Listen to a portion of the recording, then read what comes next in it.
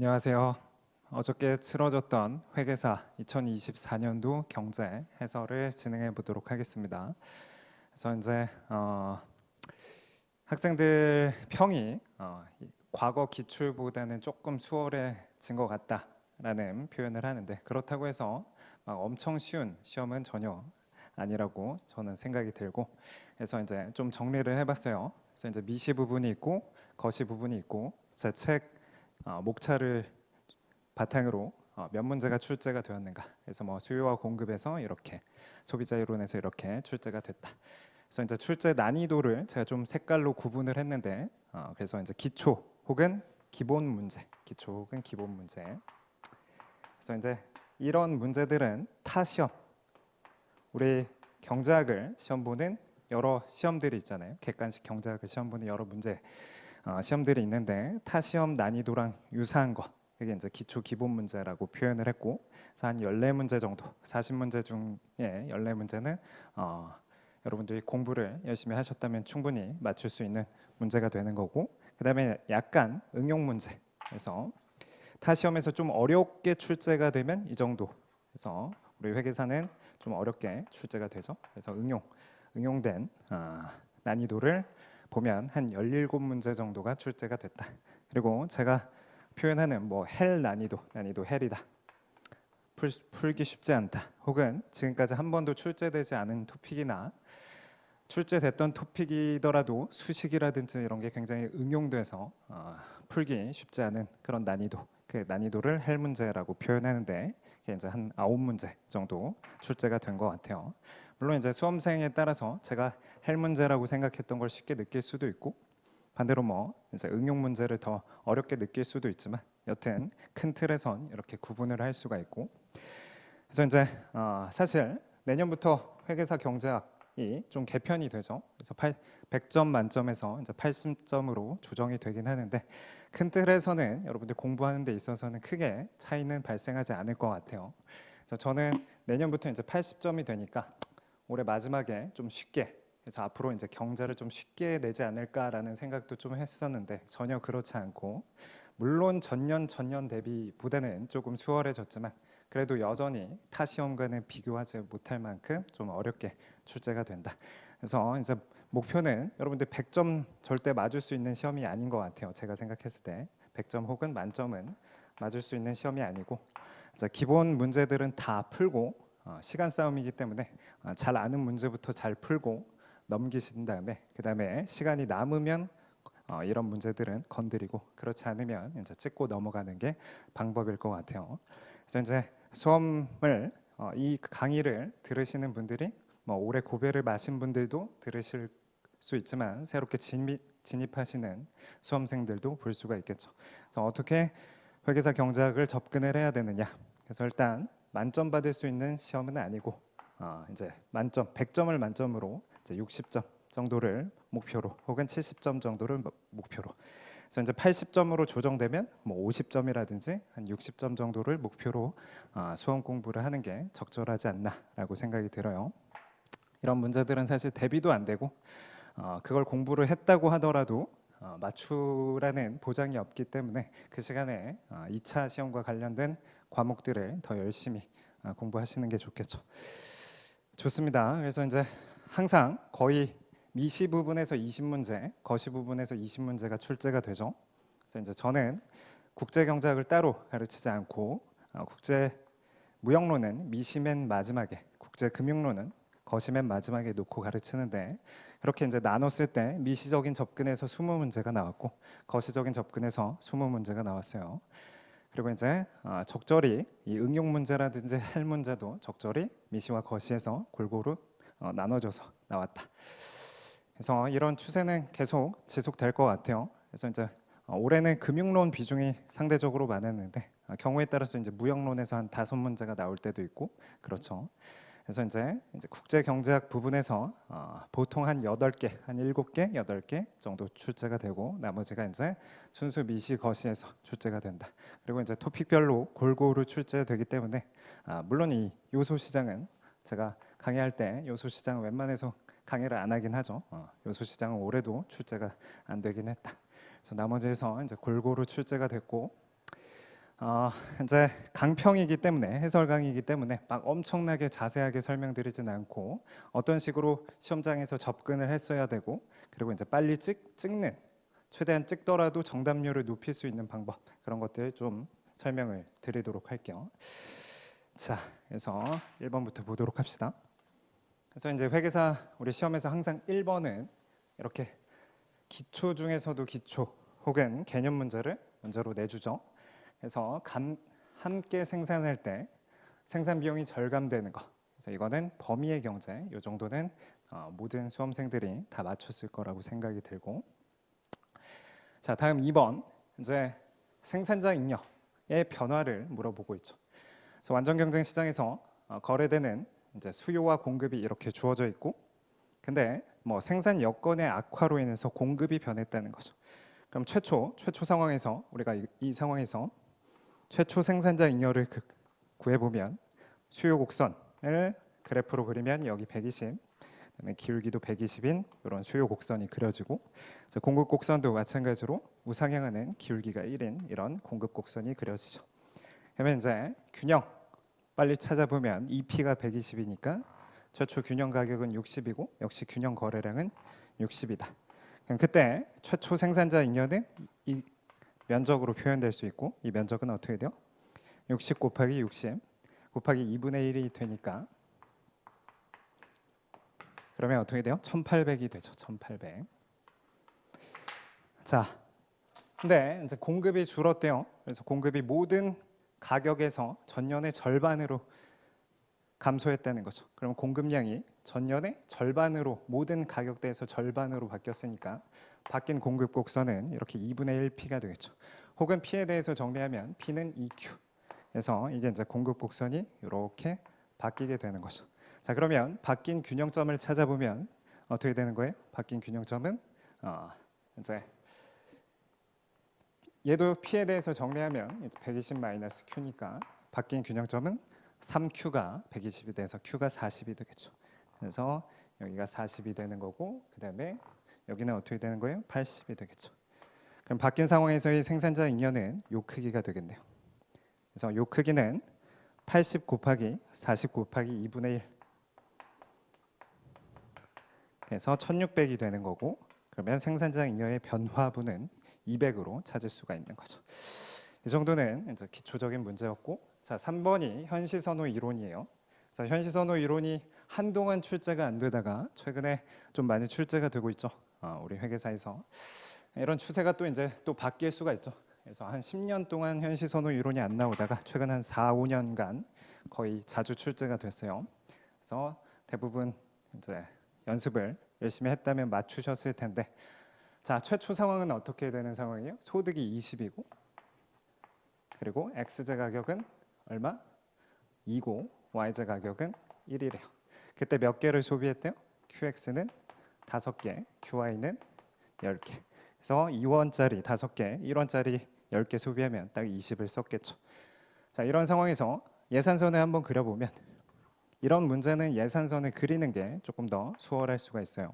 그래서 예산선을 그려보면 여기 절편이 얼마가 되고 10이 되고 여기 절편은 PY분의 M이니까 여기는 20이 되겠죠.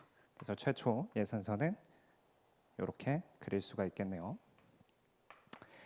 자, 거기서 어느 점을 선택했냐? 5,10을 선택했다는 거죠. 정확히 어떤 점이에요? 예산선에서의 중점을 선택했다는 거죠. 근데 이제 바뀌었어요. 어떤 상황으로 바뀌었어요?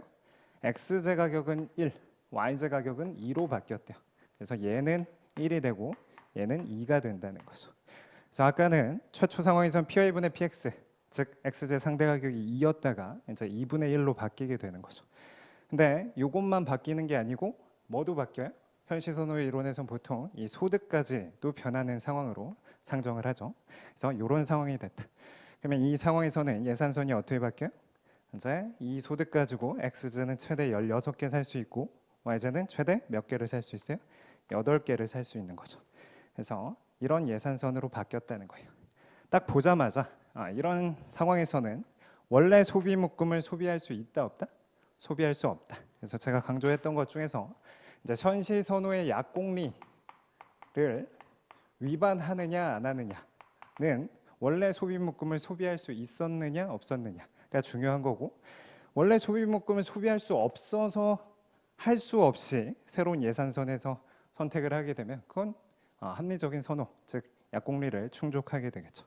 그래서 예산선 위에 모든 점이 다 약공리를 충족하게 되는 거고, 다만 좀 조심해야 되는 게 이 가나 다 같은 경우는 여러분들이 예산 제약에 집어넣으면 1원짜리 4개 사고 2원짜리 6개 사는 건 얼마예요? 16의 지출이 있는 거고, 1원짜리 8개 사고 2원짜리 4개 사는 것도 역시 16, 1원짜리 10개 사고 2원짜리 3개 사는 것도 16. 그래서 요 세 가지는 다 예산선 위에 점이 되지만 요거는 예산선상의 점이 아니고 1원짜리 14개, 2원짜리 2개 살려면 돈이 얼마큼 필요해요?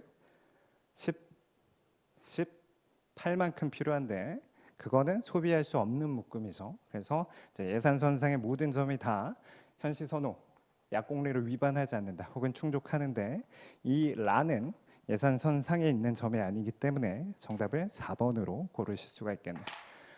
자, 다음에 4번도 역시 기본적인 문제죠. 자, 수요와 공급의 가격 탄력성에 대한 설명으로 옳은 것을 모두 고르면, 그래서 수요가 우하향하는 직선일 경우 여러분들 배운 바에 따르면 기본 중에 기본이죠. 우하향하는 직선일 때 정확히 중점에서의 수요의 가격 탄력성은 1이 되고, 이 상방 영역에서는 1보다 크고 하방 영역에선 1보다 작다, 이런 걸 배웠죠. 그래서 이쪽으로 갈수록 탄력성이 커진다라는 걸 배우셨던 거고, 그래서 이제 가격이 하락할수록 탄력성이 작아진다, 맞는 얘기죠. 자, 다음 기업이 가격을 낮추면 판매량이 증가하게 된다. 이거는 어때요? 탄력성이 1보다 클 때는 어때요? 판매량이 증가하는 거죠. 조심해야 되는 거. 조심해야 돼요. 판매 수입이 아니고 가격을 낮추면 판매량이 증가하게 된다. 요거까지는 좋은데 여기 뒤에 있죠. 그래서 기업이 가격을 낮추면 총수입이 증가한다라고 표현했는데, 여러분들 총수입 가격과 관련돼서 여기 이제 가격과 관련해서 이런 토탈 레버뉴를 그려보면 어떻게 된다고 했었죠? 이 중점에서 토탈 레버뉴가 가장 커지고 그 다음에 이런 식의 형태를 보이는 거죠. 다시 말해서 탄력성이 1보다 작은 비탄력적인 구간에서는 가격을 높이는 것이 토탈 레버뉴를 증가시키는 거고, 탄력성이 1보다 큰 구간에서는 가격을 낮추는 것이 판매 수입을 증가시켜서 정확히 이 점에서 토탈 레버뉴, 총 수입이 증가한다는 걸 배웠죠. 그래서 가격을 낮춘다고 반드시 총 수입이 증가하는 건 아니고, 여기서는 오히려 가격을 낮출 때, 이 구간에선 가격을 낮출 때 총 수입이 감소하게 되겠죠. 그래서 나는 틀린 얘기. 그러면 이제 2번 아니면 3번을 답으로 골라야 되겠죠. 다음에 이제 공급의 가격 탄력성은 잘 출제가 안 되기 때문에 제가 강의할 때 항상 뭐만 기억하면 되냐. 일단 공급 곡선, 원점에서 뻗어져 나가는 직선인 경우는 공급의 가격 탄력성이 항상 1로 일정하다라고 배웠고, 다음으로 지금 문제처럼 가격 절편이 양인 경우, 이때는 항상 공급의 가격 탄력성이 1보다 큰데 이쪽으로 갈수록 점점 1에 가까워진다고 했었어요. 이쪽으로 갈수록 1에 가까워진다. 그리고 만약에 Q축절편에서 뻗어져 나가는 직선이었으면 공급의 가격 탄력성은 1보다 작지만 역시 이쪽으로 갈수록 1에 가까워진다. 그래서 이 문제는 이 상황을 설명을 하고 있고, 그러면 1보다 큰데 점점 1에 가까워진다는 건 어떻게 되는 거죠? 가격 탄력성이 점점 작아지게 되는 거죠. 그래서 다 옳은 얘기 해서 시험장에서 2번을 답으로 찾고 넘어가셨어야 되고, 마지막 라는 어때요? 아주 간단한 문제로서 수요든 공급이든 탄력성이 커질수록 거래량이 많이 줄어들고 그로 인해서 조세로 인한 초과 분담 혹은 자중 손실이 커진다라고 배웠어요.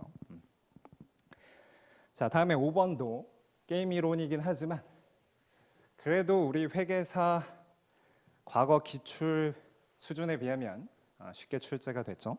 그래서 보시면 다음은 개별 경기자가 채택할 수 있는 전략 A, B인 게임에서 경기자 1이 있고 경기자 2가 있다. 자,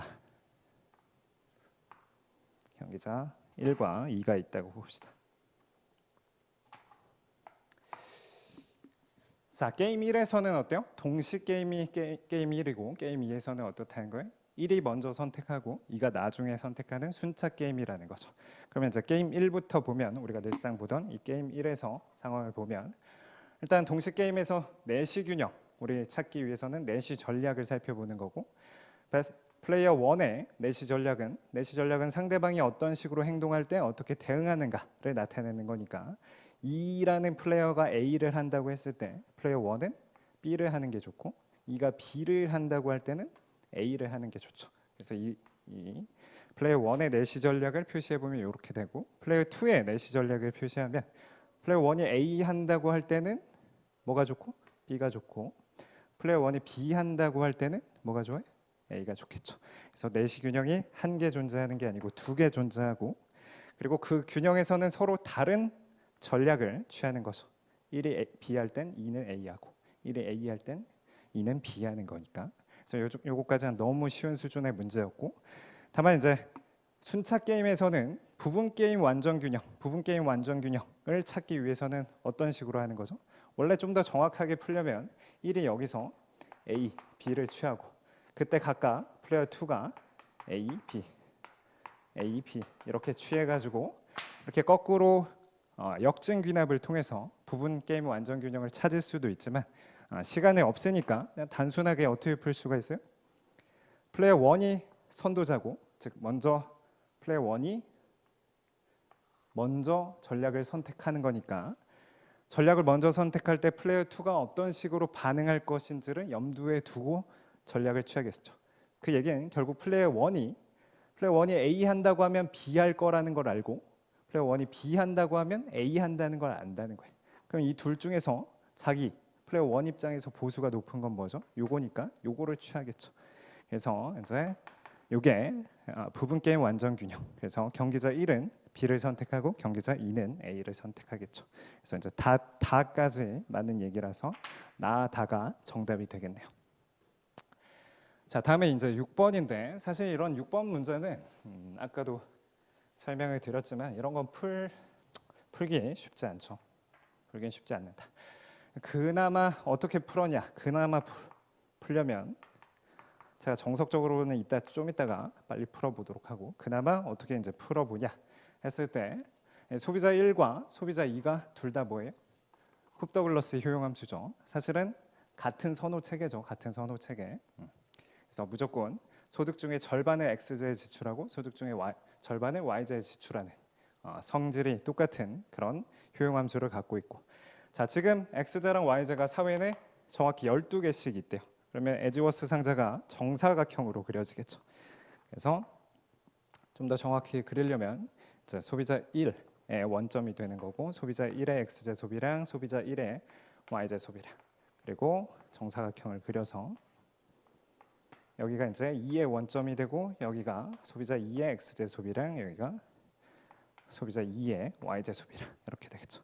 그러면 1의 무차별 곡선을 이렇게 그리고 그 다음에 2의 무차별 곡선을 그려보면 사실은 어떨 거라는 짐작이 가요? 잘 모르더라도 대충 계약 곡선, 즉 재화를 효율적으로 배분했을 때 달성 가능한 재화 조합을 다 연결한 그 계약 곡선이 대각선이 아닐까. 이따 정확하게는 이따 보도록 하고 대각선이 아닐까라고 생각이 할 수 있고 이런 계약 곡선을 어디에 옮긴 게 효용 평면에 옮긴 게 효용 가능 곡선이 되죠. U1, U2 평면에서. 근데 이제 효용 가능 곡선이 이렇게 그려질지 이렇게 그려질지 이렇게 그려질지까지는 여러분들이 잘 모르더라도 일단 적어도 하나쯤은 알 수 있죠. 요 절편과 요 절편은 알 수가 있다. 그래서 요 절편은 뭐예요? 모든 재화를 2한테 나눠줬을 때 달성 가능한 2의 효용. 그러면 X제, Y제 12개를 다 2한테 나눠주면 그때 2의 효용은 12가 되고 1의 효용은 0이 되겠죠. 반면에 모든 재화를 1한테 나눠주면 1의 효용은 어떻게 돼요? 12의 제곱, 즉 144가 되겠죠. 그래서 이렇게 절편까지는 안다. 근데 여기서 이제 이렇게 계약 곡선 상에서 소비하지만 1의 효용이 2의 효용의 2배가 된대요. 1의 효용이 2의 효용의 2배가 된대. 자, 그러면 간단하게 여기 이제 모든 재화를 E한테 주는 상황에서 조금씩 이렇게 가봅시다. 이 점은 모든 재화를 E한테 다시 여기서 여기 모든 재화를 E한테 나눠주는 점, 이게 이 포인트에 해당하는 거죠. 여기서 이제 1한테 하나하나를 줬다고 봅시다. 그러면 2의 효용은 어떻게 되죠? 11이 되죠. XJ, YJ 11개를 소비자 2한테 주면 소비자 2는 효용이 11이 되고, 그때 하나하나 소비자 1이 얻게 되면 그때의 효용은 1이 되겠죠. 비슷하게 하나 더 준다. 10개를 소비자 2가 가지면 소비자 1은 어떻게 돼요? 2개를 얻으니까 효용이 4가 될 것이고, 그럼 비슷하게 한 번 더 하면 9개를 소비자 2한테 주고 나머지 3개를 소비자 1한테 주면 3 곱하기 3 해서 9가 될 것이고, 8개를 소비자 2한테 주면 나머지 4개를 소비자 1한테 주면 16이 되겠죠. 그렇죠? 그래서 사실은 이 그래프를 잘 그리면 이런 식으로 그려지게 돼요. 이런 식으로. 즉 이런 식으로 그려지는데, 우리 답에서 묻는 게 소비자 1의 효용이 소비자 2의 효용의 2배가 되는 거니까 그 점은 어떻게 돼요? 소비자 1의 효용이 소비자 2의 효용의 2배가 되는 점은 여기가 되는 거죠.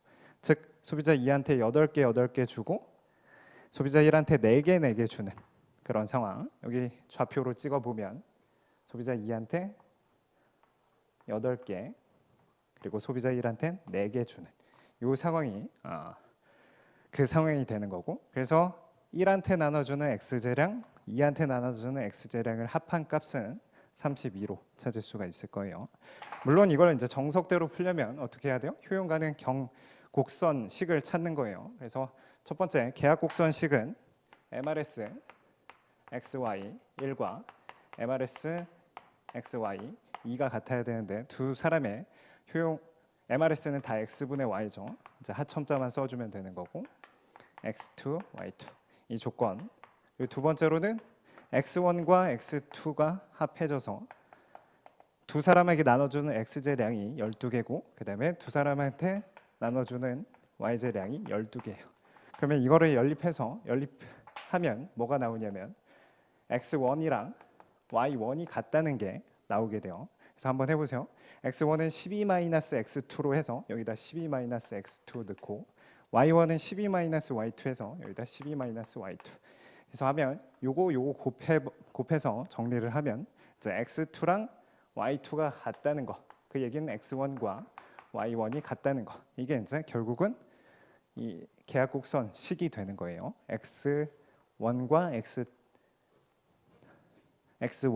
Y1이 같다는 거. 그래서 여기 45도선 동시에 X2랑 Y2가 같다는 거. 그래서 이게 이제 계약곡선을 찾은 거고, 그렇다면 효용, 이 가는 경계는 어떻게 찾을 수 있어요? 약간 투머치하긴 하지만 두 개가 같을 때 얘는 루트 X2가 될 것이고, 다시 소비자 2의 효용은 X2랑 Y2가 같다고 하면 그냥 X2라고 하면 얘가 어떻게 돼요? X2가 될 것이고, 1의 효용은 X1과 Y1이 같다고 하면 X1의 제곱이 되겠죠.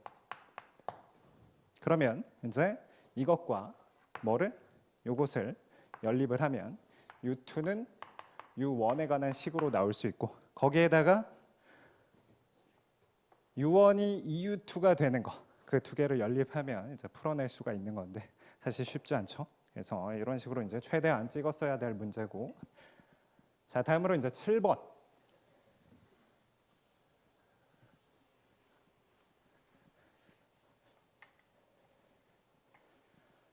자, 어느 독점 기업이 직면한 상황에서 우리 독점과 외부성을 결합한 문제죠. 그래서 우리 회계사 기출에서는 독점이랑 부정적인 외부성을 결합한 문제를 기존에 출제했는데, 여기서는 이제 부정적 외부성 대신에 긍정적인 외부성을 집어넣은 게 좀 차이라고 볼 수가 있겠죠. 그래서 결국은 이제 정부 입장에서 기업이 생산하는 생산량이 사회적인 최적 생산량이 되도록 조세 혹은 보조금을 지급을 할 수 있다는 거죠. 그럼 일단 최적 생산량이 뭔지부터 찾아야겠죠. 최적 생산량은 SMB와 SMC가 같아지는 게 최적 생산량이다. 그에 반해서 이제 독점 생산량은 사실은 여러분들 잘 알다시피 MR과 MC가 같아지는 게 독점 생산량이죠. 여기 외부성이 들어가니까 사적인 한계 비용 PMC를 여기다 넣어주면 되겠죠. 그러면 이제 수요 P에 대해서 정리한 수요 곡선이 이렇게 되면 MR 곡선은 어떻게 되죠? 100-Q가 MR이 되는 거죠. 그다음에 이제 PMC는 요게 PMC가 되는 거죠. 그래서 Q 요게 되는 건데 그에 반해서 최적 생산량은 어떻게 되는 거예요? 소비 측면에 이게 이제 PMB라고 볼 수가 있고 거기에다 뭐예요? 긍정적인 외부 효과가 있다는 거니까 이게 긍정적인 외부 효과가 소비자한테 발생한다. 이게 이제 소비 측면에서 긍정적인 외부성이 있다고 해서 PMB에다 뭔가를 더해도 되고 생산 측면에서 긍정적인 외부성이 있다고 해서 PMC에서 뭔가를 빼도 정확히 똑같아요. 그래서 간단하게 이게 이제 PMB에다가 긍정적인 외부성을 더했다고 봅시다. 그러면 이게 PMB니까 100-2분의 1Q 에다가 단위당 얼마큼? 20의 긍정적인 외부성이 있고 그러면 이제 생산 측면에서는 외부성이 없다고 보면 되겠죠. 그럼 PMC는 Q가 되는 거죠. 아까도 말했다시피 여기다 더해줘도 되고 여기다 빼줘도 똑같은 거예요. 긍정적인 외부성을 다룰 때. 그래서 이게 요 식을 풀어내면 최적 생산량 Q스타를 찾을 수가 있고 Q스타를 찾으면 어떻게 되죠? 2분의 3Q가 120이 되니까 40, 80. Q스타는 80이 된다. 자, 그러면 이 80이 되도록 그냥 내버려두면 이게 80이 안 되겠죠. 80이 되도록 뭐를 한다? 단위당 보조금을 지급한다는 거예요. 그럼 단위당 보조금을 S, subsidy라고 해서 S만큼 지급한다고 하면 사적인 한계 비용이 그만큼 떨어지게 되겠죠. 단위당 보조금만큼. 그래서 이게 보조금 지급 후 독점의 사적인 한계 비용이 되는 거고 그러면 그때 독점 생산량 이게 어떻게 되는 거예요? 요 Q 요걸 풀어낸 이 Q 값이 그렇죠? 80이 되도록 하는 요걸 풀어낸 그 Q 값이 80이 돼야 되는 거죠. 그러면 물론 이걸 이제 Q를 S에 관한 함수 즉 보조금 지급 후 이윤극대화 생산량은 당연히 S 보조금 크기에 따라서 달라질 테니까 S의 함수로 써도 되지만 이따 거시 문제 풀 때도 보겠지만 그냥 직접 이거를 여기다 대입하면 되죠. 여기다 대입한다.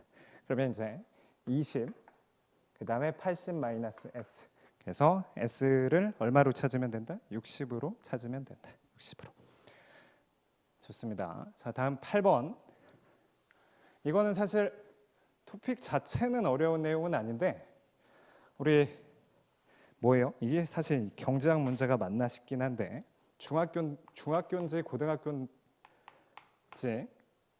그런 산수 1부터 2 이렇게 더해서 n까지 더했을 때 이 값이 얼마가 되는가 요거를 이제 알아야 되는 거고 요것만 알면 사실은 쉬운 문제였는데 이게 이제 요게 까먹을 수 있죠. 대부분 학생들이 이거 어떻게 돼요?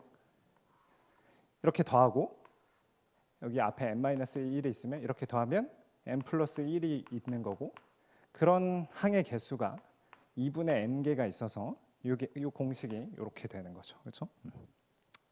자, 이것만 알면 나머지는 크게 어렵지 않았다. 그래서 n명으로 구성된 어느 마을에서 구성원 i의 한계 편익이 이렇다. 그래서 소비자 1은 q분의 1, 소비자 2는 q분의 2, 소비자 3은 q분의 3. 그래서 이렇게 직각삼각곡선 형태, 절대로 음수가 되지 않는 그런 직각삼각곡선의 형태의 한계 편익이 있는 거죠.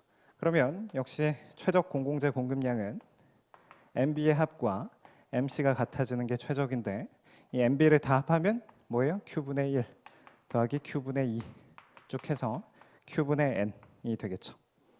그리고 이제 MC는 쉽게 우리가 4Q라는 걸 찾을 수가 있고 그러면 이 공식을 집어넣으면 이게 어떻게 돼요? 이 분자 Q분의 어떻게 되는 거죠? 2분의 N 플러스 1 이렇게 되는 거죠. 이게 4Q. 여기도 마찬가지로 이걸 Q에 관한 함수로 하면 N의 함수, Q에 대해서 정리하면 N의 함수가 되지만 그렇게 풀지 말고 이 조건을 만족하는 그 Q 값이 3이니까 여기다 이제 3을 집어넣는 거예요. 3을. 그러면 어떻게 돼요? 우변은 12가 되는 거고 좌변은 6분의 n 플러스 1이 되는 거죠. 그러면 이게 이제 정리하면 이쪽이 72가 되는 거고, 그러면 8, 9, 72니까 n이 8이라는 걸 알아낼 수가 있죠. 자, 다음으로 이제 9번 역시 꾸르노 모형인데 정석대로는 이따 풀도록 하고, 정석대로 이따 풀도록 하고, 사실은 제가 모의고사 반에서 n개의 기업이 존재를 할 때 우리 사실 꾸르노 경쟁에선 2개의 기업만 존재하는 거잖아요. 그렇죠? 그리고 시장 수요가 P는 A-BQ 이렇게 직선으로 주어져 있고, 그다음에 한계 비용이 이제 모든 기업의 한계 비용이 동일할 때, 여기서는 이제 한계 비용이 0인 상황이 되는 거죠. 그때 여러분들 각 꾸르노 경쟁 균형에서 두 기업의 생산량은 어떻게 배웠어요? 이건 이제 암기하는 학생들도 있죠. 3B분의 A-C 이렇게 돼서, 그럼 전체 시장 생산량은 어떻게 돼요? 이런 게 2개 있을 테니까 3B분의 2A-C가 되는 거예요. 그럼 이걸 이제 확장시키면 n개의 기업이 존재하면, 이게 2개의 기업이 있을 때 이렇기 때문에 n개의 기업이 존재하면 n 플러스 1 B분의 n A-C, 이게 이제 전체 생산량이 되는 거예요. 그래서 n이 무한대로 가면 어떻게 되죠? n이 무한대로 가면 이걸 이따가 P에 대해서 정리할 수 있는데, Q가 이런 값을 취한다고 하면, 전체 생산량이 이렇게 된다고 하면 P는 어떻게 되죠? P는 일단 여기에다 대입해 보면 어떻게 돼요? A 빼기 B 생략돼서 n 플러스 1분의 n A-C 이렇게 되죠. 그러면 요거는 가격 정리를 해보면 어떻게 돼요? n 플러스 1분의, 얘는 n 플러스 1로 통분하면 a 곱하기 n 플러스 1이고, a 곱하기 n을 빼주면 a가 하나 남는 거고, 그 다음에 어떻게 되죠? 여기 마이너스에다 마이너스니까 플러스 nc가 되는 거죠. 그렇죠? nc. 그러면 이제 n을 무한대로 보내면 이 값이 c가 된다. 즉 가격이 한계 비용과 같아진다. 그런 거를 이제 대학원 수준에서 배우게 되는 건데, 요거 이제 몰랐더라도 요거까지는 제가 사실 풀지 못하는 문제긴 하죠. 여기에 이제 대입만 해보면 이 a 값에다가 얼마를 집어넣고 200을 집어넣고, 그다음에 지금은 한계 비용이 없는 상황이죠. 그래서 이제 세 기업이 존재를 하는, 지금 세 개의 기업이 존재를 하는 상황. 그러면 어떻게 돼요? 여기가 4분의 B가 얼마가 되죠? 기울기가 5니까 4 곱하기 5, 그리고 여기는 3. 그래서 어떻게 돼요? 이 값이 20분의 600이니까 맞아요? 그러면 30이 되겠네요. 전체 거래량이 30이 되는 거죠. 그럼 전체 거래량이 30이면 가격은 어떻게 되죠? 50이 돼서 이제 이렇게 찾을 수도 있지만, 이제 만약에 시간이 충분하다, 그래서 정석대로 풀려면 어떻게 풀어야 돼요? 자, I 기업의 이윤을 극대화하도록 QI를 찾는 거죠. 그래서 이윤식을 한번 써보면 이제 P 곱하기 QI, 물론 이제 비용 구조를 생각해야 되지만 비용이 없으니까 요거를 극대화하는 게, 매출을 극대화하는 게 이윤 극대화가 되겠죠. 근데 이제 P는 어떻게 쓸 수가 있어요? 200 마이너스 5Q인데 조심해야 되는 건, 이거 Q는 어떻게 쓸 수 있어요? Q1 플러스 Q2 플러스 Q3 이렇게 쓸 수가 있겠죠. 이거를 이제 어떤 식으로 쓸 수도 있냐면, 쉽게 1기업 입장에서 행동을 한번 설명해 볼게요. 1기업 입장에서. 그러면 이제 Q2랑 Q3를 Q2 2기업 생산량과 3기업 생산량을 주어진 것으로 받아들이고, 1기업의 이윤을 극대화하는 1기업 생산량을 찾는 것, 그게 베스트 리스폰스가 되겠죠. 그래서 얘를 맥시마이즈하는 Q1을 찾아보면 이걸 미분하면 되는 거죠. 그래서 파이1을 Q1에 대해서 미분하면 어떻게 되죠? 여기 Q1을 빠뜨리면 안 되죠. 그래서 200, 그다음에 마이너스 10Q1, 그다음에 어떻게 되죠? 마이너스 5Q2, 마이너스 5Q3 이렇게 되죠. 그래서 이걸 정리하면 이제 Q1은 어떻게 된다? 10분의 200 마이너스 5Q2 마이너스 5Q3가 될 거예요. 이게 이제 기업 1의 베스트 리스폰스고 기업 2도 비슷하게 Q2는 10분의 200 마이너스 5Q1 빼기 5Q3 이런 식으로 정리할 수 있는데 균형에서는 비용 구조가 동일하니까 균형에선 Q1과 Q2와 Q3가 같겠죠. 그래서 그거 놓고 풀면 즉 200 빼기 5Q 다 Q1이라고 씁시다. 5Q1 빼기 5Q3는 10Q1 다 Q1이라고 쓰면 그러면 어떻게 되죠? 20Q1이 200이 되니까 Q1은 10이 되겠죠. 그래서 1기업도 10개 생산하고 2기업도 10개 생산하고 3기업도 10개 생산하면 전체 생산량은 30이 되는 거고 그러면 이제 가격이 50이 된다. 이런 식으로 이제 풀 수는 있었던 문제다. 처음 등장했으니까 당연히 못 푸는 게 당연한 거고. 다음 10번 봅시다. 사실 이제 우리 공리주의라든지 여기 이제 공리주의가 빠졌죠.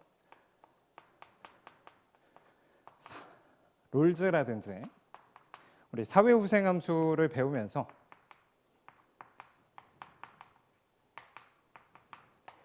이 세무사 재정학에서는 자주 빈출되는 문제인데 이 문제가 우리 회계사에서는 이런 식으로는 처음 출제가 됐죠. 단순하게 효용 가능 경계를 그려놓고 그 중에서 이제 롤즈의 사회후생을 극대화하는 점 이런 거 찾는 문제는 실제로 나왔지만 이런 식으로 물어보는 건 처음 등장을 했어요. 물론 당연히 이 주어진 식을 바탕으로 효용 가능 경계를 그리고 그렇게 찾는 방법도 하나 있겠지만 간단하게는 공리주의 사회후생은 두 사람의 효용의 합, 두 사람만 존재하니까 사회 구성원의 효용의 합으로 사회후생이 결정된다는 게 공리주의. 근데 이제 당연히 제약 조건이 뭐겠어요? 사회후생은 극대화하고 싶은데 두 사람한테 나눠줄 수 있는 재화량이 어떻게 된다? 한정돼 있는 거죠. 그래서 두 사람이 합해서 총 100개를 나눠줘야 된다는 거예요. 100개를 나눠준다.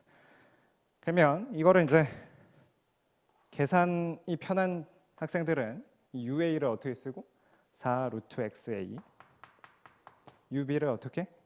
2 루트 XB 이렇게 쓰는데 XB는 100-XA니까 여기다 이제 100-XA를 대입해서 얘를 극대화하는 XA를 찾으려면 이걸 XA로 미분해서 0 놓고 찾으면 그것이 하나의 방법이겠죠. 근데 이제 공식처럼 외우려면 사실은 공리주의 사회후생을 극대화하는 건 두 개인의 효용이 한 개 효용이 같아야 돼요. 직관적으로 봤을 때 우리가 뭔가 비용의 합을 극소화하기 위해서 두 공장에서 한 개 비용이 같아져야 비용 극소화였던 것처럼 극소 혹은 극대가 됐을 때는 그러기 위해서는 한계적으로 같아야 되는 게 최적이죠. 같은 맥락에서 두 시장 MR 토탈 레버뉴 A, 토탈 레버뉴 B가 극대화되기 위해선 두 시장으로부터의 MR이 같아지는 그거랑 수학적으로는 똑같은 얘기인데 그러면 그런 식으로 풀어서 이제 A의 한계 효용은 어떻게 되죠? 루트 얘를 XA에 대해서 미분하면 루트 XA분의 2가 되는 거고 그 다음에 얘를 XB에 대해서 미분하면 어떻게 되죠? 루트 XB분의 1이 되는 거죠. 그래서 요것과 요거를 연립해서 또 XA의 XB를 찾을 수가 있어요. 두 가지 방식이 있어요. 아까 설명드린 그 방식과 이 방식. 그래서 이제 풀어내면 답을 찾을 수 있고 다음으로 이제 롤즈 같은 경우는 사회후생이 어떻게 되죠? 둘의 효용 중에 작은 것으로 결정되기 때문에 이것의 최적 조건은 공리주의의 최적 조건은 이거였다면 이거 롤즈 사회후생 극대화의 최적 조건은 개인의 효용이 같아야 되겠죠. 이게 같은 게 최적 조건이니까. 그래서 이것과 요 식과 요 식을 또 연립해서 문제를 답을 찾으면 나머지는 계산이니까 여러분들이 직접 해보실 수 있을 거예요. 그래서 사실 이제 회계사에서는 이렇게 출제된 거는 타 공무원 시험에서는 좀 출제가 됐는데 그리고 세무사 재정학에서 많이 출제되고 회계사 자체에서는 이런 방식의 문제는 처음이라서 조금 당황했을 수는 있을 것 같아요. 자, 다음으로 이제 11번 역시 좀 당황스럽죠. 이런 문제도 객관식 문제에서는 처음은 아니고 옛날에 계리사라는 시험에서 한번 비슷하게 출제가 됐는데, 일단 읽어야 될 내용이 사이즈가 크기 때문에 그리고 이제 시험장에서는 여러분들 당황하잖아요. 이런 문제들은 그냥 안 풀고 넘기는 게 최선이긴 하죠. 다만 이제 한번 풀고 나면 그 다음부터는 이제 쉬운 문제인데, 이 문제가 전형적으로 이제 처음 보는 그런 문제라고 볼 수가 있어요. 이제 역선택과 관련된 문제를, 역선택에서 이제 선별을 하는 거예요. 선별을. 정보가 없는 입장에서 최대한 선별을 해본다. 선별을 하기 위해서 선별 장치를 마련하는 거고, 그 장치로서 여기서는 교육 기관을 활용하는 거죠. 그래서 거기서 등장하는 게 자기 선택 제약이라는 개념이 존재하는데, 직관적으로는 너무 쉬워요. 즉 생산성이 높은 애는 교육을 받게 하고 생산성이 낮은 애는 교육을 안 받도록, 자기 스스로 생산성이 높은 애 뭘로 선별을 하냐? 교육을 가지고 선별을 할 거다. 근데 이 교육이 제대로 신호로서 작용을 하기 위해서는 어떻다? 생산성이 높은 애는 교육을 받고 생산성이 낮은 애는 교육을 안 받도록 하는 것. 그게 최선이 되도록 교육 기간을 설정해야 되겠죠. 자, 그러면 이제 생산성이 높은 애가 있어요. 그래서 하이, 생산성이 높은 애 하이가 있고 생산성이 낮은 로우가 있는데, 생산성이 높은 애들은 두 가지 교육을 받을 수도 있고 안 받을 수도 있겠죠. 교육을 받으면 일단 인정을 받으니까 교육을 받으면 어떻다? 2200이라는 보수를 받는다. 대신 교육을 받기 위해서는 비용이 들죠. 비용이 얼마큼 들어요? 100, 기간당 100의 비용이 드는 거예요. 100의 비용. 그래서 교육 기간, 얼마큼 교육 기간을 설정해야 그게 신호로서 작용을 하느냐. 마치 우리 말문장으로 역선택 설명할 때 너도 나도 생산성이 좋은 것처럼 따라하면, 미믹하면 안 되니까 따라하지 못하도록 만드는 거죠.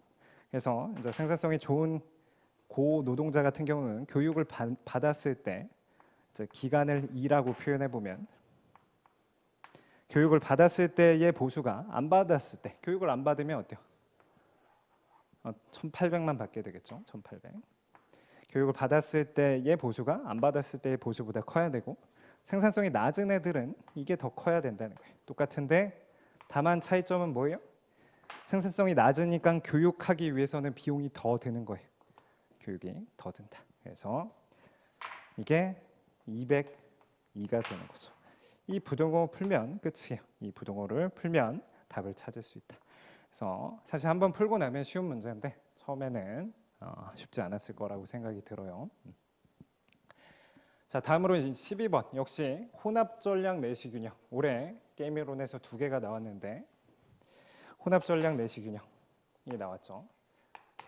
이 문제 역시 혼합 전략 내시 균형도 계리사에서 한번 출제가 되고 공무원에서 최근에 한번 출제가 됐는데 올해 회계사에서 출제가 됐네요. 회계사에선 혼합 전략 내시 균형은 단 한 번도 안 나오긴 했는데, 여러분들 순수 전략 내시 균형을 찾아보면 없다는 걸 알 수가 있어요. 이건 큰 틀에서 제로섬 게임인데 제로섬 아닌데요.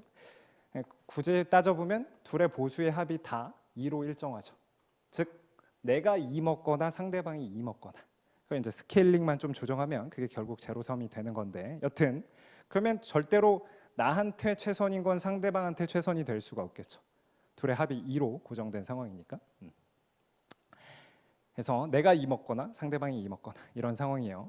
그러면 이럴 때는 순수 전략 내시 균형은 없는데, 순수 전략 내시 균형이 없더라도 혼합 전략까지 전략 개념을 확정하면 내시 균형은 반드시 존재한다라고 설명을 한 거고, 그럼 사실 여러분들 만약에 모른다, 이 문제를 풀어본 적이 없다, 혼합 전략 내시 균형, 그럼 몇 번을 찍어야 될 것 같아요? 적어도 이건 아니겠죠. 이건 확실하게 한다는 거니까. 즉 경기자 1이 A를 취할 확률을 P, 그럼 얘는 1-P가 되겠죠. 경기자 1이 B를 취할 확률. 경기자 2가 A를 취할 확률은 이제 Q라고 하면 경기자 2가 B를 취할 확률은 1-Q가 되겠죠. 그래서 적어도 1, 2번을 답으로 찾으면 안 될 것 같고, 이제 물론 쉽지는 않았겠지만 느낌상 뭔가 절반이 아닐까 이런 센스를 발휘해서 5번을 맞췄으면 너무 좋았고 안 그랬으면 어쩔 수 없는 거였다. 자, 이건 이제 어떻게 찾는 거냐? 사실은 이제 플레이어 1 입장에서 먼저 풀어보면 플레이어 1이 A를 한다고 해봅시다. 그럼 A를 하면 플레이어 1이 A를 했을 때 기대 보수가 있겠죠. 기대 보수, 상대방이 확실하게 하는 게 아니고 상대방 전략이 확률에 따라서 달라지니까. 그러면 A를 했을 때는 Q의 확률로 얼마를 얻어요? 플레이어 1 입장에서 지금 취하고 있는 거예요. 그러면 Q의 확률로 2를 얻게 되겠죠. 그래서 2Q를 얻어요. 이렇게 씁시다. Q 곱하기 2. 나머지 1-Q의 확률로는 얼마를 얻어요? 0을 얻겠죠. 이게 플레이어 1이 A를 했을 때의 기대 보수. 플레이어 1이 B를 했을 때의 기대 보수는 Q의 확률로는 0을 얻고 1-Q의 확률로는 2를 얻겠죠. 자, 만약에 기대 보수가 얘가 더 커버리면 플레이어 1은 무조건 A를 할 것이고 반대로 여기가 더 커버리면 플레이어 1은 무조건 B를 할 거예요. 그 얘기는 이 기대 보수가 같아지도록 하는 Q값을 찾는 거예요. 물론 좀 더 정확하게 풀려면 여기 이제 플레이어 1의 전략인 P를 쓰고 플레이어 2의 전략인 Q를 써서 P는 0과 1 사이의 값, Q도 0과 1 사이의 값을 취해가지고 이건 이제 넷이 전략, 상대방이 Q에 따라서 내가 A, B를 어떻게 취할지와 관련된 넷이 전략을 이렇게 그래프로 그려보면 이런 식으로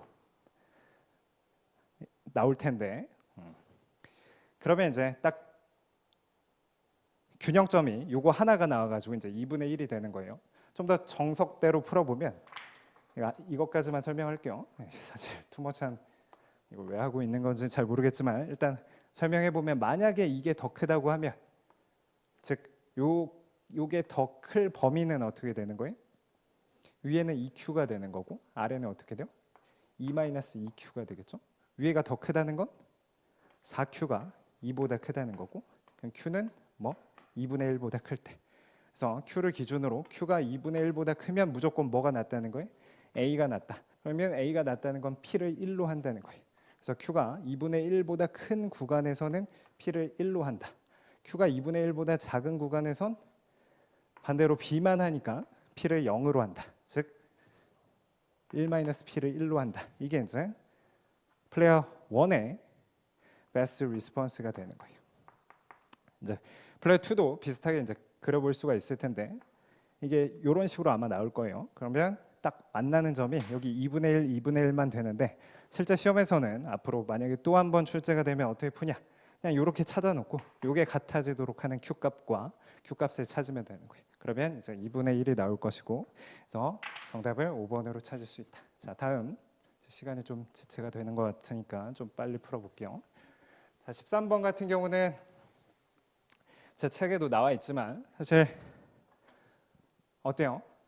응용했죠. 그래서 응용해서 쉽게 푼 친구들은 쉽게 풀었을 거고 이제 전혀 못 푼 학생들도 있을 텐데 제가 생산함수가 이렇게 민 LK면 비용함수가 어떻게 된다? 하나 생산하기 위해서는 무조건 노동이 하나 필요하고 하나 생산하기 위해서는 자본이 하나 필요하니까 하나 생산했을 때는 이만큼 비용이 들고 그래서 비용함수가 이렇게 된다. 반대로 이제 생산함수가 L 플러스 K가 되면 비용함수는 노동 가지고만 생산했을 때 비용은 어떻게 돼요? 하나 생산하기 위해서는 노동만 가지고 생산하면 노동이 하나 필요한 거니까 그때 비용이 W. 그래서 비용함수가 이렇게 된다. 약간 쌍대성으로서 민 펑션의 생산함수는 이렇게 되고 선형 생산함수, 완전 대체제 생산함수는 이런 식의 형태가 나온다고 한번 설명을 드렸죠. 그래서 이제 책에는 이런 게 책에 나와 있긴 한데 그러면 요것의 비용함수는 어떻게 돼요? 일단 요것만 자 하나 생산하기 위해서는 노동자가 아니고 이제 요소가 1이지 1 요소가 하나가 필요해요. 그러면 W1이 있을 것이고 하나 생산하기 위해서는 2 요소는 4개가 필요해요. 4개. 그러면 거기에 지출되는 거는 4W2가 되겠죠. 그럼 이게 이제 요것과 관련된 비용 함수 비슷하게 이건 하나 생산하기 위해선 3요소가 2개가 필요하고 하나 생산하기 위해선 4요소가 5개가 필요하다. 그러면 얘의 비용 함수는 얘가 되는 거예요. 그러면 이거 가지고 생산할 수도 있고 한 개를 생산하기 위해서 요거 가지고 생산할 수도 있죠. 쉽게 생각해서 공정이 2개 있다라고 생각하면 되는 거죠. 그러면 이 둘 중에 작은 값으로 하겠죠. 그래서 이거를 이제 Q를 여기다 뽑아내면 Q를 이렇게 뽑아내면 정답을 몇 번으로 찾을 수 있어요? 이렇게 1번으로 찾으실 수 있다. 자, 다음으로 14번은 어때요? 이 정도는 그렇게 어렵지 않았을 거예요. 그렇죠? 완전 보완제. 그래서 완전 보완제 효용 함수고 3y가 2x 혹은 y는 3분의 2x 즉 무차별 곡선을 그려보면 45도보다는 약간 완만하게 이런 식으로 그래서 xz 3개랑 yz 2개를 이런 식으로 보완해서 소비하는 이런 무차별 곡선들이 그려질 수 있죠. xz랑 yz는 완전 보완 관계다. 적어도 이 정도는 다 아실 것이고 이때 이제 수요 함수를 제가 외우라고 학생들한테 제 수업을 들은 학생들한테 설명을 했는데 여기도 마찬가지예요. 얘는 무조건 보완해서 소비하죠. xz 몇 개? 3개랑 yz 몇 개? 2개를 무조건 보완해서 싸먹는다. xz 3개, yz 2개. 쌈 혹은 꾸러미라고 하면 꾸러미로 싸서 먹는다. 그러면 전체 소득 중에서 이 꾸러미에 지출되는 돈은 어떻게 돼요? xz 3개 사는데 3px가 될 것이고 yz 2개 사는데 2py가 되겠죠. 꾸러미 가격으로 나누면 이게 몇 개의 꾸러미를 살 수 있는지를 나타내는 거고 그러면 꾸러미 하나당 xz는 3개가 있으니까 xz 수요 함수는 이렇게 되고 yz 수요 함수는 똑같이 요거 그대로 써주고 즉 3px 2py 그대로 써주고 yz는 꾸러미당 2개가 있으니까 이렇게 된다. 그래서 이제 yz 수요 함수는 이렇게 된다. 물론 이제 정석대로 풀어 쓰려면 뭘 연립하면 되는 거예요? 2x 이퀄 3y라는 것과 최적 조건 두 번째 pxx pyy 이퀄 m 두 가지를 연립하면 이제 미지수가 뭐예요? xy 미지수가 xy 2개고 나머지는 다 외생 변수죠. 숫자 취급해도 되는. 그래서 그것의 함수로 이렇게 표현이 되는 거죠. 2개를 연립하면 이렇게도 나오지만 암기를 했으면 손쉽게 이렇게 체크를 하실 수 있었던 거고 다음으로 이제 이 정도는 기본이죠. xz든 yz든 이런 레온티에프 완전 보완제의 가격 소비 곡선과 소득 소비 곡선은 다 어떤 거? 이 꺾인 선 궤적이다. 이 꺾인 선 궤적이 가격 소비 곡선 PCC이자 소득 소비 곡선 ICC이다. 그래서 다 옳은 얘기죠. 그래서 4번을 답으로 찾을 수 있다. 적어도 이게 좀 헷갈렸으면 달을 답으로 찾아야 되는 거고 가다가 들어간 거는 요 보기밖에 없으니까 역시 답은 찾으셨어야 되는 거죠. 자, xz, yz 수요의 소득 탄력성은 다 얼마다? 레온티에프는 항상 소득 탄력성이 1이다. 좋아요. 자, 다음 15번. 이것도 역시 쉽지는 않았을 것 같은데 자, 콥도글러스 효용함수고 요새 그 배달과 관련된 상황을 조금 모형화시켜서 출제를 한 것 같아요. 자, 소득이 120이래요. 그래서 xz, yz. xz 가격, yz 가격은 다 1이지만 xz는 무조건 단위당 배달비가 더 추가로 든다는 거예요. 음식물 가격도 있지만 음식물을 시키기 위해서는 무조건 하나 시킬 때마다 배달비를 내야 된다는 거죠. 단위당 무조건 배달비를 내야 된다. 그럼 지금 최초 상황에서는 px가 얼마인 상황이에요? 2개를 합해서 4가 되는 거고 py는 1이 되는 거죠. 그럼 최초 예산서는 120이라는 소득 가지고 xz만 소비하면 30개 소비할 수 있고 yz 소비하면 120개 소비할 수 있죠.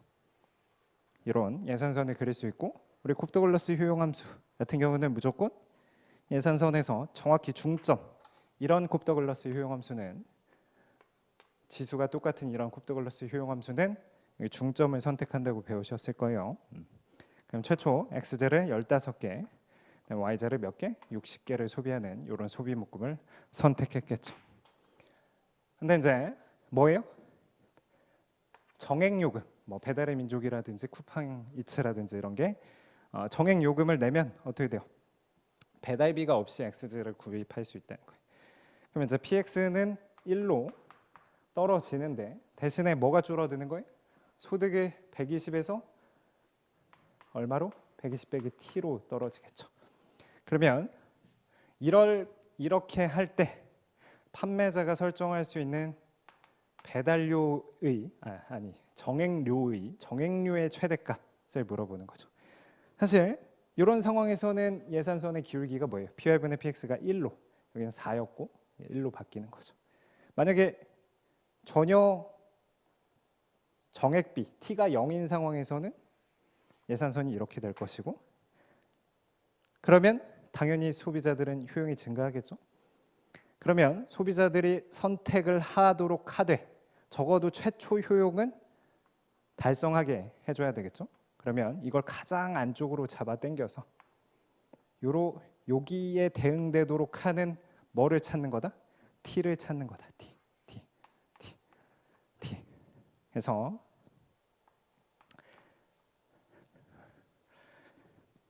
T를 찾는 거다. 그래서 얘가 이제 굳이 설명하면 용어 보상 변화에 해당하는 거예요. 보상 변화. 여튼 그럼 그걸 찾기 위해서는 최초 효용을 먼저 찾아야겠죠. 최초 효용. 그러면 이 점에서의 최초 효용, 이 효용은 얼마가 되는 거예요? 60개 15개를 소비했을 때 효용은 60 곱하기 15 해서 900이 되겠네요. 900. 그러면 이런 바뀐 상황에서는 효용이 어떻게 되죠? 여러분들 바뀐 상황에서는 사실 소득이 120 마이너스 T로 바뀌는 거고, X제는 얼마큼 소비해요? 그 중에서 절반을 소비하는 거고, X제 가격은 1로 바뀐 상황이죠. Y제도 마찬가지로 소득이 120 마이너스 T로 바뀐 상황이고 절반을 쓰고 Y제 가격은 원래 1이었고, 그러면 이 최적 소비량을 소비했을 때의 효용은 어떻게 되죠? 두 개를 곱한 거니까 이것의 제곱이 되겠죠. 다시 말해서 T만큼의 정액제를 지급했을 때 새로운 요금 체계에서의 효용은 어떻게 된다? 이것의 제곱 x 곱하기 y인 4분의 1 그다음에 120 마이너스 t의 제곱이 된다. 당연히 이 t 값에 따라서 t가 높아지면 효용이 낮아지겠죠. 그걸 그래프로 표현해 보면 t가 높아지면 효용이 점점 낮아질 것이다. 그럼 얘가 적어도 뭐가 되는? 원래 효용 900보다 이상이 되는 그 t값. 그러면 최대한 받아내려면 이게 정확히 얼마가 되면 돼요? 이게 같아지는 그 t값을 찾으면 되겠죠. 그래서 요 식을 풀어내면 t를 찾으실 수 있을 거예요. 역시 쉽진 않은 문제였고, 다음에 이제 16번. 16번도 역시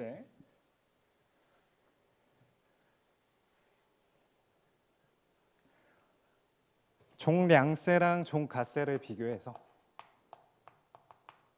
완전 경쟁에서 종량세랑 종가세를 비교하는 문제인데, 이것도 역시 쉽지는 않았을 수 있는데 저는 시간 재놓고 풀 때 어떻게 찍었냐면, 자 일단 수요가 어떻게 주어져 있죠? 우하향하는 직선이고 여기가 이제 120이고 이렇게 기울기가 2분의 1, 여기가 240인 수요가 그려져 있고, 공급은 이제 역시 기울기가 얼마? 2분의 1인, 둘 다 기울기가 2분의 1인 이런 공급 곡선이 그려지죠. 뭐 굳이 따질 필요는 없지만 최초 균형점은 굳이 찾을 필요는 없지만 최초 균형점은 4P가 240이 되는 60, 그리고 여기는 120이 되겠죠. 그러면 이게 이제 문제는 뭐예요? 생산자에게 단위당 20의 종량세를 부과한다. 그래서 종량세를 부과하면 우리가 잘 알다시피 공급 곡선이 이렇게 상방으로 20만큼 이동을 할 것이다. 20만큼. 근데 이제 종가세를 부과하면 여러분들 공급자에게 종가세가 부과되면 알다시피 회전 이동을 하게 되는 거죠. 근데 뭐라고 했었냐면 여기 조세 수입을 동일하게 만든대요. 조세 수입. 조세 수입을 동일하게 만든다는 게 결국 뭐예요? 종량세를 이렇게 부과하면 이때 조세 수입 이런 건 계산 문제 혹은 말 문제로 많이 봤잖아요. 이 상황에서의 조세 수입의 크기는 요 사각형 면적이 되는데, 그 조세 수입과 동일한 조세 수입을 걷도록 하는 종가세율을 물어본 거죠.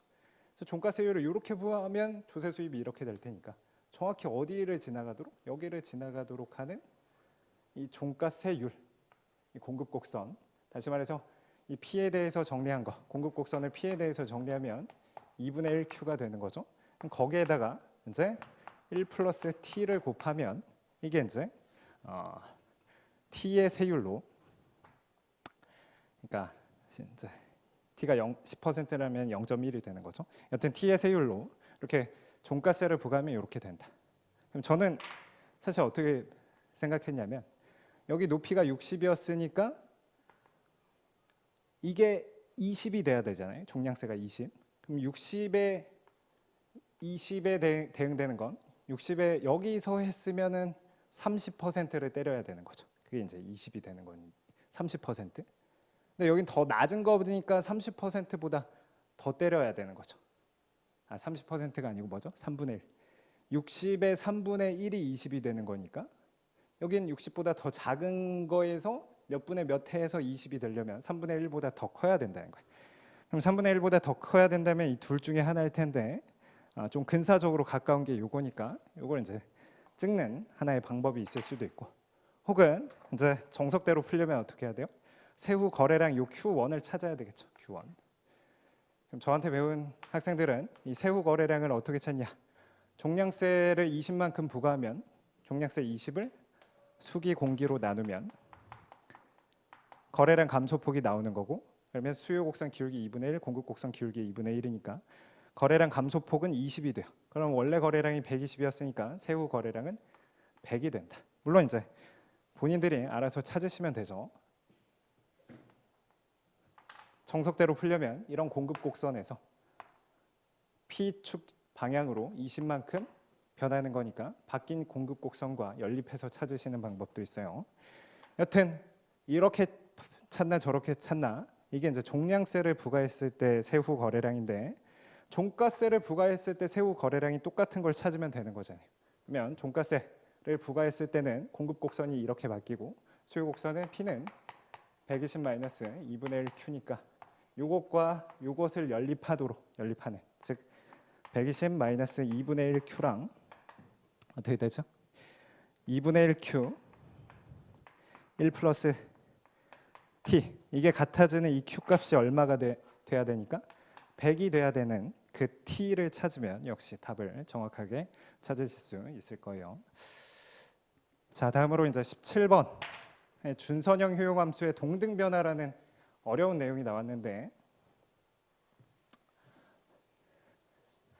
사실 동등변화, 보상변화랑 동등변화 있는데 여러분들이 2차에도 없는 경제학을 요거까지 사실 생각할 필요는 전혀 없을 것 같아요. 이런 문제 나오면 그냥 찍고 넘어가면 될 것 같은데, 보상변화는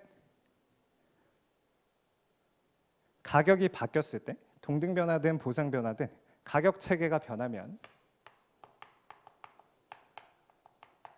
당연히 예산선이 바뀌고 선택이 바뀌니까 효용이 변화하겠죠. 근데 이런 효용 변화를 소득의 변화로 계산해 보면 효용 변화와 동일한 소득의 변화, 가격 변화 대신에 소득이 변했으면 얼마큼 변해야 이렇게 효용의 변화가 되는가, 이걸 물어보는 게 동등 변화랑 보상 변화인데, 이제 보상 변화는 바뀐 가격 체계고 동등 변화는 원래 가격 체계, 원래 가격 체계로 계산을 한다. 그래서 이런 개념까지는 사실은 굳이 제 생각에는 들을 필요는 없을 것 같아요. 넘기시면 될 것 같고. 그래서 이제 원래 가격 체계, 여기서 어떤 상황이냐? 소득이 200이고 이때 예산선을 한번 그려보면 어떻게 되죠? x제 가격이 10이고 y제 가격이 20이니까 x제는 최대 몇 개 살 수 있고 10개를 살 수 있고, y제는 최대 몇 개 살 수 있죠? 아니죠. x제는 20개 살 수 있고 y제는 10개를 살 수 있는 이런 상황이에요. 조금 더 크게 그려볼까요?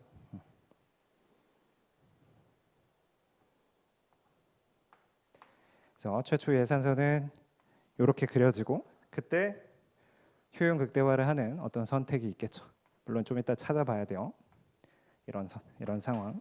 근데 이제 뭐가 바뀐다? X제 가격만 5로 하락한대요. 그러면 어떻게 돼요? 이걸 더 사실은 좀 더 완만해야 되겠죠. 그래서 X제 가격이 5로 하락하면 여기 절편이 40이 되고 그러면 효용이 이제 커지겠죠. 효용이 더 커질 것이다. 구체적인 좌표는 찾아봐야 알지만 그러면 이런 가격 변화하면 효용이 변하는데 가격 변화 대신 원래 가격 체계 하에서 소득이 얼마큼 더 늘었다면 원래 가격 체계 이 기울기 원래 가격 체계 하에서 소득이 얼마큼 늘었다면 똑같이 이 바뀐 효용을 달성할 수 있는가 이게 동등 변화예요. 그래서 보상 변화는 사실 원래 효용을 달성하는 거고 동등 변화는 바뀐 효용을 달성하는 건데 여튼 이건 어떻게 구하냐 찾는 수밖에 없어요. 그래서 최초 요 좌표를 찾아보면 PY분의 PX가 얼마죠? PY분의 PX가 2분의 1 그리고 준선형 효용 함수니까 이게 오로지 X만의 함수가 나오겠죠. 자, MRS XY를 구해보면 MUY는 2분의 1이고 MUX는 2루트 X분의 1이기 때문에 계산해보면 루트 X분의 1이 돼요. 그래서 MRS는 루트 X분의 1이다. 그러면 PY분의 PX가 2분의 1일 때 최초 이 상황에서는 X제를 몇 개 소비해요? 4개를 소비하겠죠. 4개. 그게 이 좌표예요. 그러면 X제 4개 소비한다는 건 Y제는 몇 개 소비하는 거예요? 10원짜리 4개 샀다는 건 돈이 160원 남은 거고 그럼 Y제를 8개를 소비하는 거죠. 그래서 그래프를 잘 그렸다면 여기에 좀 치우치게 그렸어야 되겠죠. 여튼 이게 최초 선택이요. 자, 바뀐 가격 체계에서는 PY분의 PX가 얼마로 바뀌는 거예요? PY분의 PX가 4분의 1로 바뀌죠. 4분의 1. 그러면 바뀐 상황에서는 X제를 몇 개 소비하죠? 16개를 소비하죠. 그럼 Y제는 몇 개 소비해요? 5원짜리 16개 소비하면 80원 쓴 거고 나머지 120원 갖고 20원짜리 6개 소비할 수 있겠죠. 그럼 바뀐 점을 잘 찾아보면 16,6이 되는 거예요. 16,6 이게 바뀐 선택이 된다. 그러면 이제 효용을 계산을 해야 될 거 아니에요. 여기서의 효용은 어떻게 돼요? X제 4개, Y제 8개 소비하면 효용이 얼마큼이 되죠? 2, 그 다음에 4. 그래서 이 최초 무차별 곡선, 최초 선택에서의 효용은 6이 되는 거예요. 바뀐 상황에서의 효용은 어떻게 되죠? 16,6은 16 하면 4, 6 하면 3. 그래서 7이 되죠. 한마디로 효용이 이제 1 늘어나야 되는데 그게 가격이 바뀌지 않고 원래 가격 체계하에서 소득이 늘 때 소득이 얼마큼 늘면 이 효용을 6에서 7로 증가시킬 수 있겠는가와 관련된 건데 사실 이 준선형 효용 함수 같은 경우는 소득이 증가할 때는 X제 소비가 변해요, 안 변해요? 안 변하죠. 그래서 이런 여기 이제 잘 찾아보면 제가 그래프를 잘 그렸다면 요 예산선과 평행하면서 원래 무차별 곡선과 접하는 점을 찾아보면 요런 점에서 접해야 돼요. 이런 점. X제는 4개로 그대로이면서 Y제 소비만 더 늘어나서. 그래서 Y제 소비가 더 늘어나려면 효용이 1 증가하려면 Y제 소비가 몇 개 늘어나야 돼요? 2개가 늘어나야 되고 그러려면 돈이 얼마큼 필요한 거예요? 40이 더 필요하겠죠. 그래서 정답을 3번으로 찾을 수 있다. 어려웠고. 자, 여기까지 시간 관계상 잠깐 끊고 또 2교시 때 계속해 보도록 할게요.